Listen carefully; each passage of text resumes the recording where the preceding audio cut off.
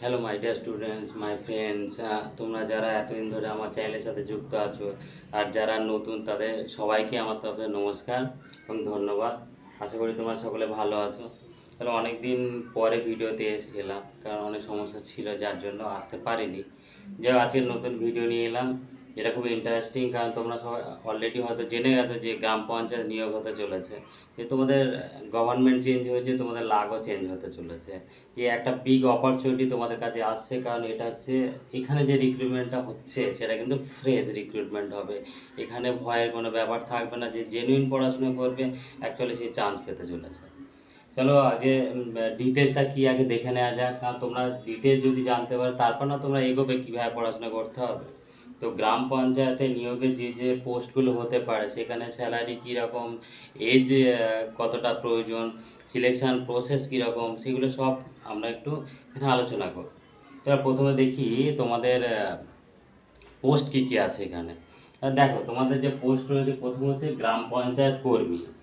গ্রাম পঞ্চায়েত কর্মী এটা হচ্ছে গ্রুপ ডি পোস্ট। এখানে পিওন টিওন রয়েছে, যেখানে তোমার ক্রাইটেরিয়া কি, ক্রাইটেরিয়া হচ্ছে ক্লাস 8 পাস। তো একটা সাধারণ মানের ছেলেরা কিন্তু এখানে চাকরি পেতে পারে। তো তারপর রয়েছে গ্রাম পঞ্চায়েত সহায়ক, যেটা মাধ্যমিক পাস। ডেটা এন্ট্রি অপারেটর, যেখানে তোমার মাধ্যমিক পাস সঙ্গে কম্পিউটার থাকতে হবে, এখানে হয়তো সার্টিফিকেট তোমাদের লাগতে পারে। পঞ্চায়েত সেক্রেটারি, তোমাদের হায়ার সেকেন্ডারি পাস হতে হবে। নির্মাণ সহায়ক, এখানে তোমার ডিপ্লোমা থাকতে হবে সিভিল ইঞ্জিনিয়ারিংয়ে। এক্সিকিউটিভ অ্যাসিস্ট্যান্ট, তোমার গ্র্যাজুয়েট সঙ্গে কম্পিউটার ইন ডিপ্লোমা থাকতে হবে। অ্যাকাউন্টস ক্লার্ক, এখানে কমার্স গ্র্যাজুয়েট হতে হবে আর কম্পিউটার থাকতে হবে। তো এই হচ্ছে তোমার পোস্ট। এছাড়াও এর অনেক কিছু সাব পোস্টও থাকবে। তো এগুলো হচ্ছে মেন পোস্ট। এখানে তোমরা দেখতে পাচ্ছ যে কী কী ক্রাইটেরিয়া রয়েছে, এই হিসাবে তোমরা লেগে পড়ো। এবার কথা হচ্ছে যে এখানে এই পোস্টের জন্য তোমার এজ কতটা প্রয়োজন। দেখো এজ তোমাদের যে লাস্ট 2018-তে যে এক্সামটা হয়েছিল সেখানে তোমার এজ, জেনারেল ক্যাটাগরি যারা ছিল জেনারেল, তো জেনারেলদের কিন্তু 18 থেকে 40 ছিল। এবার স্বাভাবিকভাবে ওবিসি তাদের 3 বছর থাকে, এসসি এসটি তাদের 5 বছর ছাড় থাকে। এবার কি হয়েছে, নতুন গভর্নমেন্ট নতুন হওয়ার কারণে কি হয়েছে, তারা কিন্তু অলরেডি অ্যানাউন্স করেছে যে নতুন রিক্রুটমেন্ট যেগুলো হবে সেখানে 5 বছর ছাড় দেওয়া হবে। তো 5 বছর যদি ছাড় দেওয়া হয়ে থাকে, অ্যানাউন্সমেন্ট এখন তো তোমার নোটিফিকেশান আসেনি, নোটিফিকেশান যখন আসবে তখন বোঝা যাবে। তো এটা তাহলে তোমার 45 হয়ে যাচ্ছে, বাকি সেগুলো সেই হিসাবে এগুলো বেড়ে যাবে। তো যারা এখানে হয়তো পুরো এই যে রেঞ্জের মধ্যে রয়েছে, একদম 40, অ্যারাউন্ড 40 কাছাকাছি যারা আছে, 40 বিলো 40 বা অ্যাবাভ 40 যারা রয়েছে কাছাকাছি, তো তাদের কাছে 5 বছর ছাড় মানে একটা বড় অপরচুনিটি চলে আসে। তো তারা ভালো করে পড়াশোনা করুন যাতে আপনারাও চাকরি পান। এবার দেখা যায় সিলেকশন প্রসেসটা কেমন হচ্ছে। এবার সিলেকশন প্রসেসে তোমাদের যেটা হচ্ছে, প্রথমে তোমাদের রিটেন টেস্ট হবে একটা। সেটা হচ্ছে তোমার এই যে গ্রুপ পঞ্চায়েত কর্মী যে গ্রুপ ডি, সেটা কিন্তু তোমাদের 47, লাস্ট যে এক্সামটা হয়েছিল 43 + 7, 43 তোমার রিটেন ছিল, 7 হচ্ছে তোমার ইন্টারভিউ ছিল।